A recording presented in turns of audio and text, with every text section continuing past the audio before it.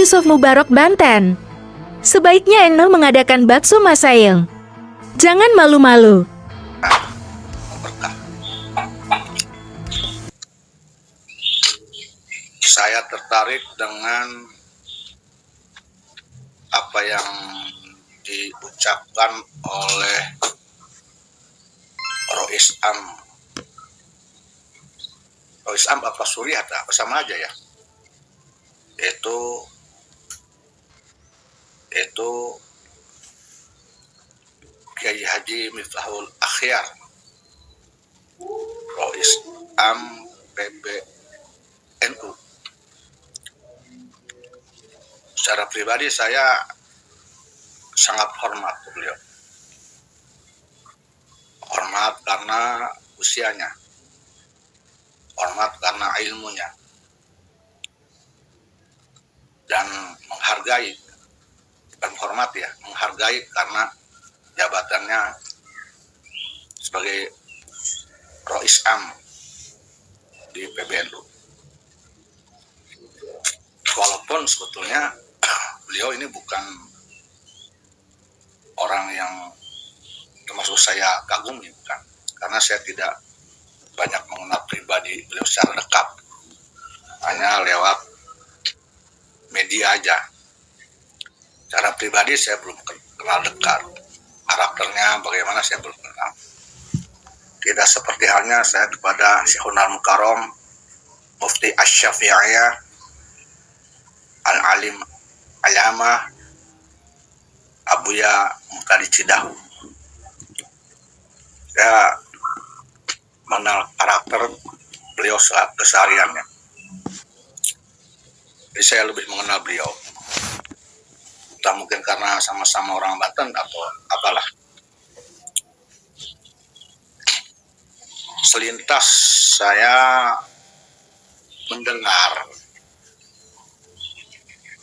kalau tidak salah ya, barangkali pendengaran saya nih kurang bagus.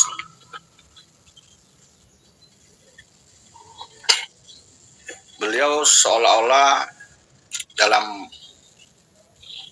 sebuah ceramah atau apa ya, di hadapan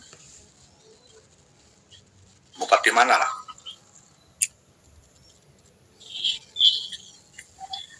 menganggap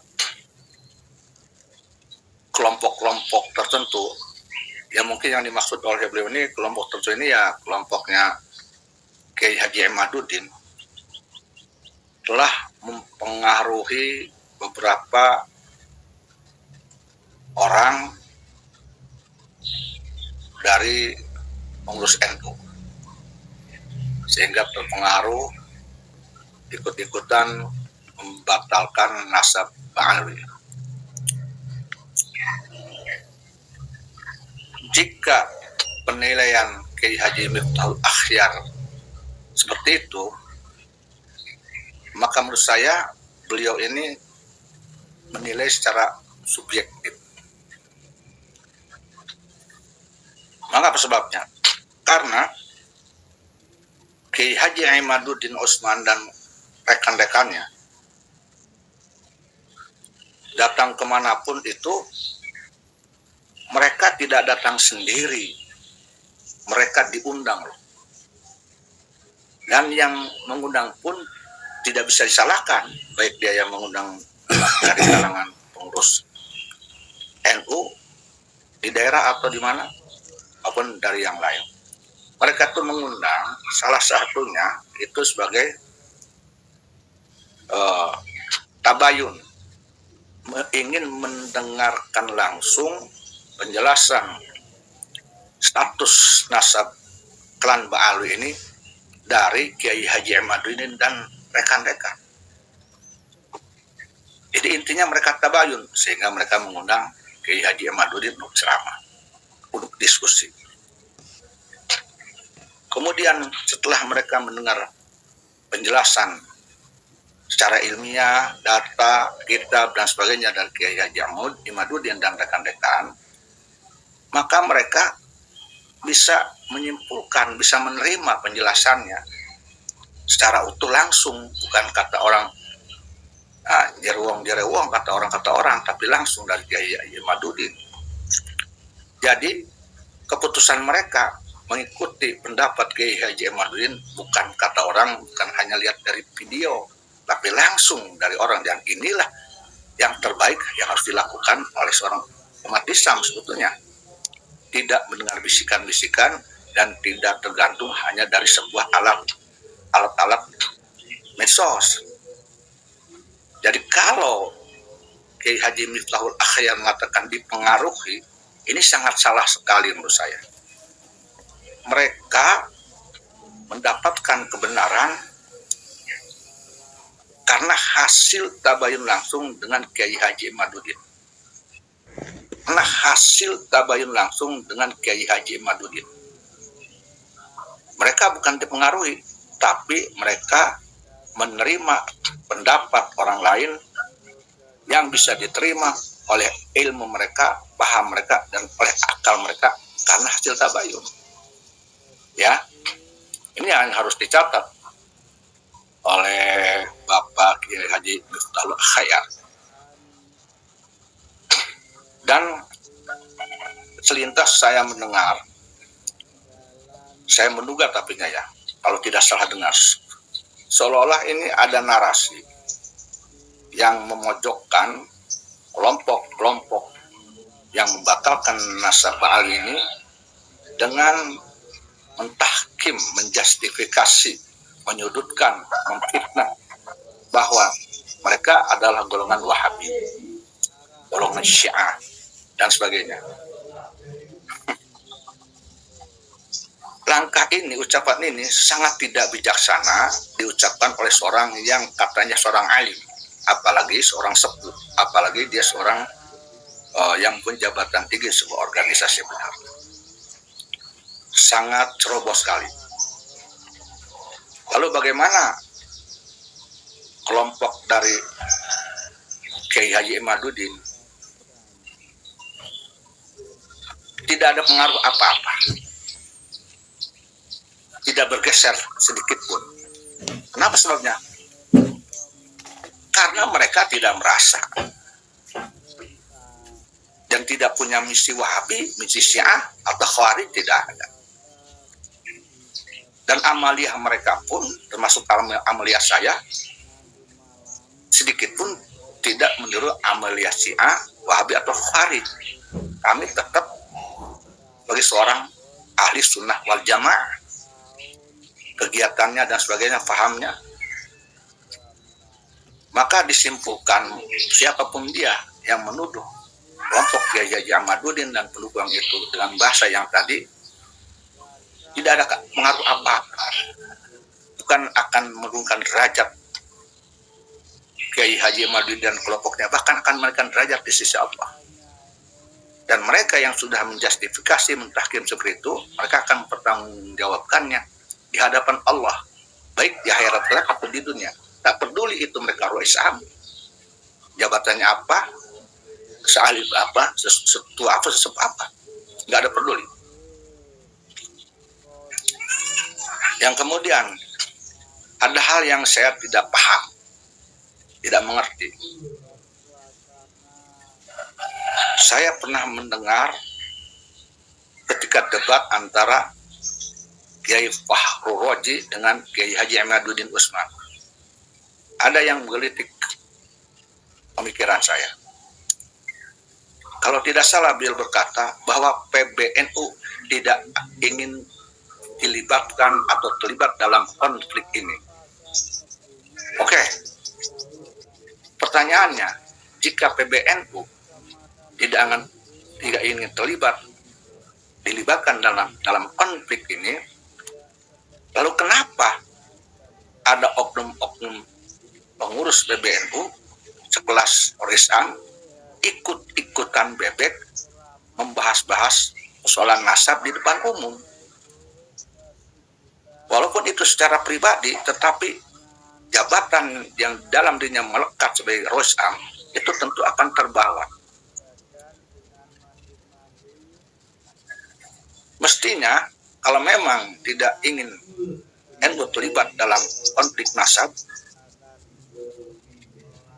semua pengurus itu jangan ikut-ikutan membahas nasab, apalagi ikut-ikut bebek membela nasab Ba'alawi agar bisa diterima oleh masyarakat Indonesia, khususnya umat Islam Indonesia, sebagai Dzurriyyatun Nabi Muhammad Sallallahu Alaihi Wasallam. Setelah, ya, dengarkan nih, setelah datangnya bukti yang menafikan, memardutkan nasab mereka, bukti kitab, bukti data primer sekunder, bukti sejarah, bukti pustaka, dan bukti teknologi. Karena mereka tidak mau dites DNA.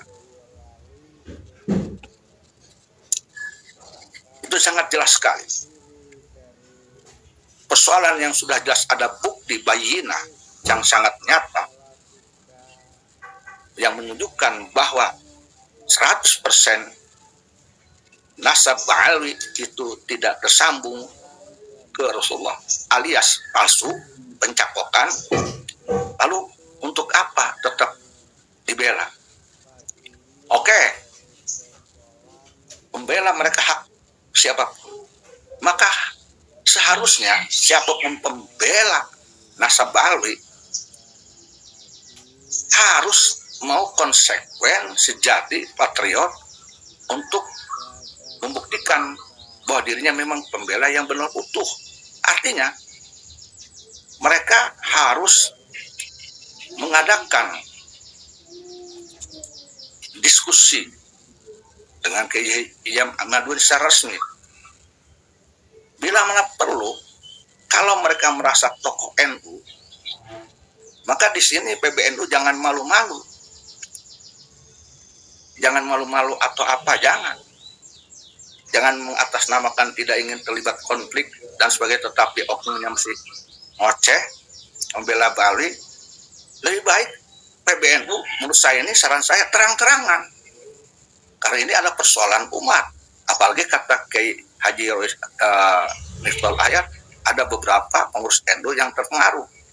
Maka segera mestinya PBNU kalau ingin menyelamatkan mereka agar tidak dipengaruhi oleh Kiai Ahmadudin, segera PBNU mengadakan bahsul masail secara resmi.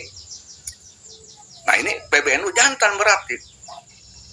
PBNU menjadi sebuah organisasi yang benar-benar ini pencerah umat, pendamai umat, penyelesai konflik, hadir di Indonesia.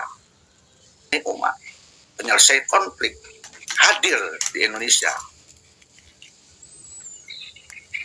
Hanya saja saya ragu apakah ini PBNU berani bahsul masail secara terbuka disaksikan oleh seluruh rakyat Indonesia dengan Kiai Haji Ahmadudin dan kelompoknya. Sementara Kiai Haji Ahmadudin dan kelompoknya, saya yakin jika diundang bahsul masail secara terbuka, jangan sembunyi-sembunyi.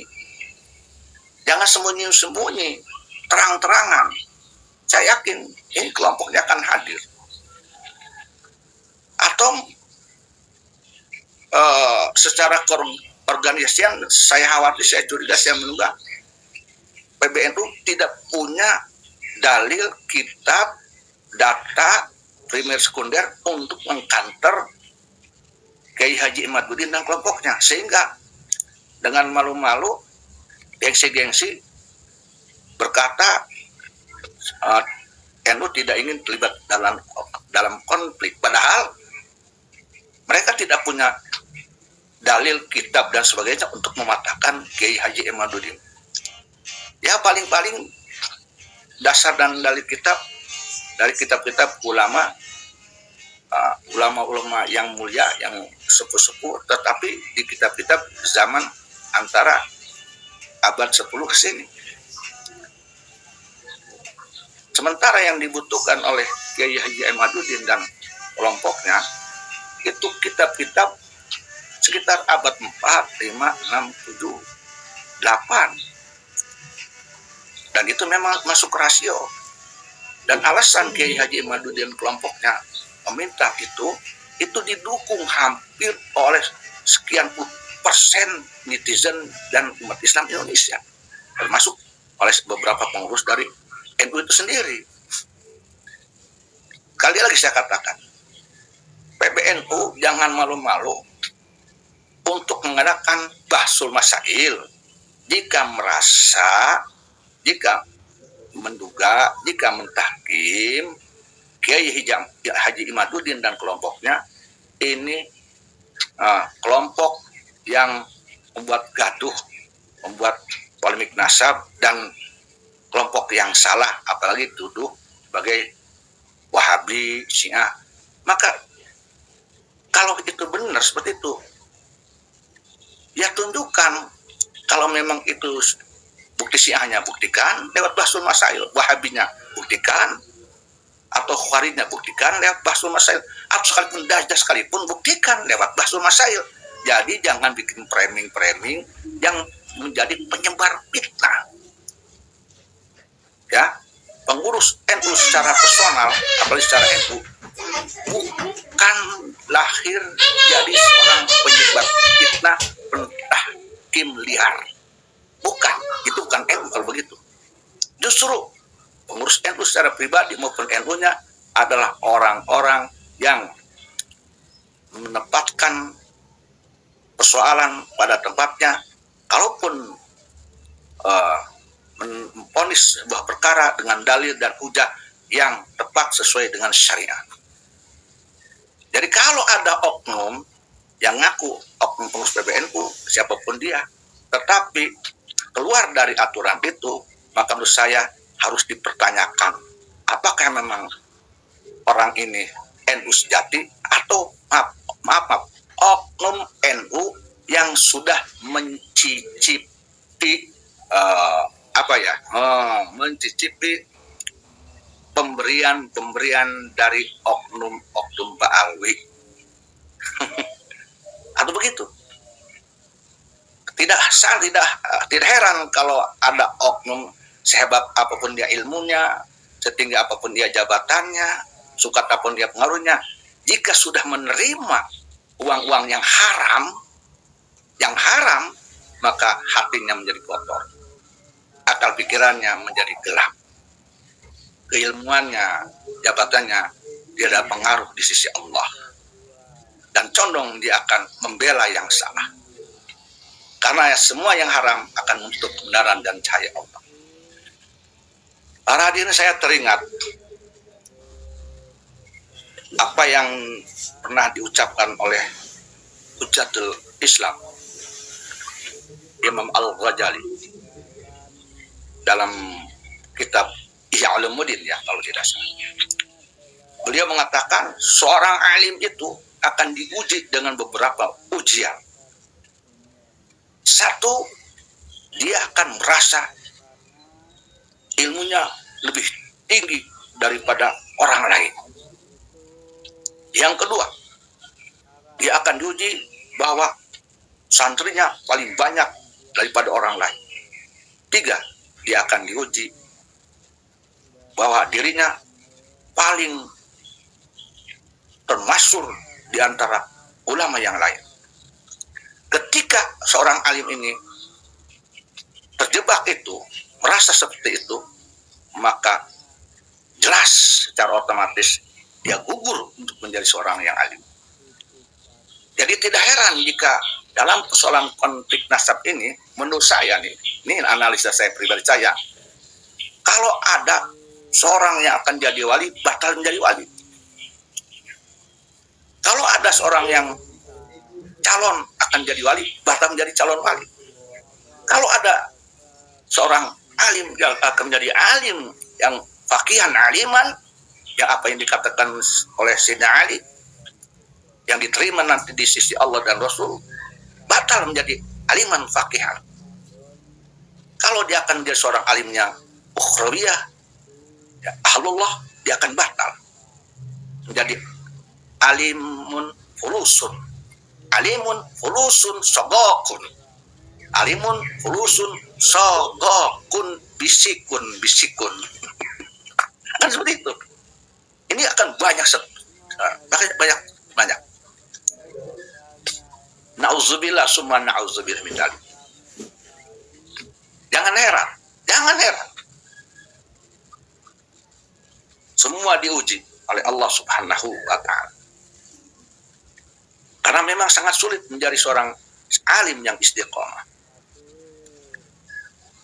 Tanda-tanda seorang yang alimun, fulusun, sogokun, ya, ada tandanya kok kita bisa lihat, yaitu mereka condong membela orang-orang yang salah, condong mentahkim orang dengan sembarangan semau nafsunya. Kita bisa tahu, bisa menilai siapa mereka. Dan harus diketahui bahwa Kiai Haji Ahmaduddin dan kelompoknya termasuk saya menanggapi tahkiman, justifikasi dari oknum-oknum yang merasa dari seolah-olah dirinya Tuhan, seolah dirinya Nabi, mudah menjustifikasi orang lain dengan sebutan Wahabi, Syiah Farid, hanya tersenyum saja. Dan tidak ada sedikit pun pengaruhnya bagi kami. Dan kami tetap akan terus berjuang mengatakan bahwa nasab Ba'ali itu tidak tersambung, bukan cucu Nabi. Tetap akan seperti itu sampai kapanpun, insya Allah tidak akan tergeser sedikit. Semakin kami dicaci, semakin kami ditahkim, dijustifikasi, maka semakin kami semangat untuk membuka kebenaran ini. Dan insya Allah kami tidak akan kendor untuk mengikis habis oknum-oknum Ba'ali yang mengaku dirinya cucu Nabi. Demi penyelamatan pribumi Nusantara, demi menyelamatkan Nusantara, demi menyelamatkan NKRI, bahkan demi menyelamatkan orang-orang yang berpaham ahli sunnah wal jamaah. Orang-orang yang berpaham ahli sunnah wal jamaah. Ini perlu diketahui. Kalau menurut saya, sudahlah. Sebaiknya introspeksi diri. Kalau tidak ingin terlibat dalam konflik, NU tidak ingin terlibat konflik, ya oknum-oknum NU jangan ngomong. Yang membahas-bahas nasab, kecuali pembahasan yang benar, ada dalilnya, ada kitabnya. Kalau ingin ngomong aja gatel, ya makanya saya bilang sekali lagi, PBNU jangan malu-malu, adakan bahsul masail, tunjukkan NU ini adalah organisasi besar, organisasi yang sangat luar biasa. Tunjukkan taringnya bahwa NU bisa menyelesaikan persoalan nasab ini dengan secara baik, secara hukum syariah, dan seadil-adil dan seobjektifnya dan seilmiah-ilmiah, sehingga seluruh rakyat Indonesia, pengurus NU di pusat daerah dimanapun, ini akan terang benderang. Sebetulnya sudah terang benderang menurut saya, sudah terang benderang sekali sebetulnya. Bahkan kalau saya mah tidak perlu ada lagi debat apa lagi kalau menurut saya tentang nasab kembali ini. Karena apa? 100% bahwa nasab Ba'ali ini palsu berdasarkan kitab berdasarkan ilmiah, filologi, sains dan sebagainya, berdasarkan pustaka, primer, sekunder dan sebagainya. Sudah jelas sebetulnya. Kenapa kami tetap bicara? Karena kami sedang memberikan edukasi kepada masyarakat. Mengapa? Karena kami tidak ingin masyarakat ditipu, tertipu, dibodohi oleh oknum-oknum keturunan antek-antek Belanda, penjajah bumi Nusantara yang dulu menindas rakyat-rakyat pribumi Nusantara dengan berbagai macam dalih.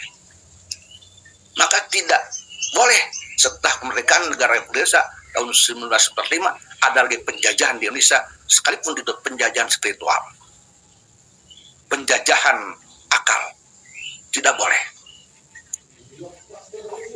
Harkat derajat pribumi Nusantara, harkat derajat Nusantara, keturunan Nusantara, seluruh suku di Indonesia harus berdiri, harus tinggi, harus dihormati sesuai dengan eksistensi mereka. Karena Mereka mempunyai hak untuk itu. Itu hak mereka. Hak seluruh suku di Indonesia, hak seluruh pribumi di Indonesia, hak seluruh warga Nusantara Indonesia itu berhak mempunyai derajat yang tinggi, derajat yang mulia. Karena itu hak mereka. Tidak ada lagi ada kasta orang mereka ada di bawah telapak kaki oknum Bali. Tidak ada. Sebaliknya justru oknum-oknum Bali itu yang seharusnya ada di bawah telapak pribumi Indonesia, di bawah telapak pribumi Nusantara. Kecuali oknum Bali yang mempunyai akhlak dan ilmu yang baik, kecuali oknum Bali yang mungkin jujur bahwa dirinya bukan dzurriyyatun Nabi Muhammad sallallahu alaihi wasallam. Selain itu, maaf, mereka harus ada di bawah telapak kaki para pribumi Nusantara. Demikian para hadirin. Semoga ini jadi catatan. Kali lagi saya katakan, untuk saya mohon maaf, PBNU jangan malu-malu untuk melakukan bahsul masail dengan Kiai Haji Ahmadudin dan kelompoknya. Tunjukkan darinya. Wallahu muwaffiq ila aqwamit thoriq. Billahi taufiq wal hidayah wal afu minkum. Wassalamualaikum warahmatullahi wabarakatuh.